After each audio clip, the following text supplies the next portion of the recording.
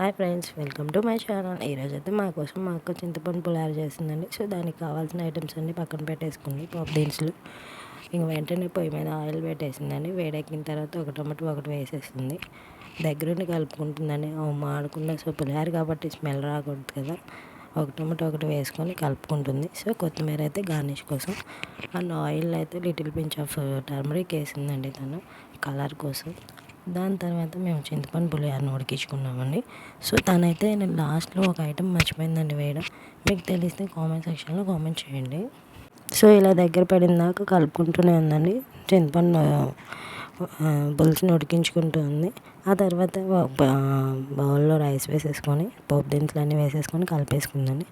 దాని తర్వాత మన చింతపండు పులుసుని వేసేసి మిక్స్ చేస్తుందండి. సో ఇక్కడ నేను చెప్పాను కదా కామెంట్ సెక్షన్లో కామెంట్ చేయండి అని.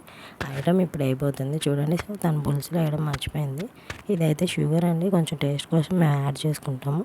లిటిల్ పింఛనండి అది కూడా. దాని తర్వాత మా అక్క ఇప్పుడు సాల్ట్ యాడ్ చేస్తుందండి. ఆ సాల్ట్ ఐటమ్ని మర్చిపోయింది తను వేయడం పులుసులో. తర్వాత గుర్తు చేసుకొని వేసిందండి. సో ఇక్కడైతే తను మిక్స్ చేసేస్తుందండి. అండ్ లాస్ట్లో వచ్చేసరికి కొత్తిమీరతో గార్నిష్ చేస్తుందండి.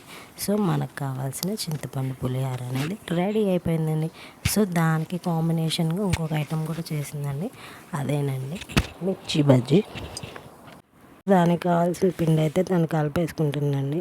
సో పక్కనే వాము పిండి, సాల్ట్ అండ్ మిర్చి నేను వాము పెట్టేసి మా అక్కకి ఇచ్చేసానండి. సో అవైతే ఆయిల్లో ఉన్నాయి చూసి అన్నీ మొత్తం రెడీ చేసేసి తనకి ఇచ్చాను. సో మనకు కావాల్సిన వేడి వేడి బజ్జీలు అనేవి రెడీ అయిపోయాయండి. సో ఇంకా లేట్ ఎందుకు, మనం తినేసేద్దాం.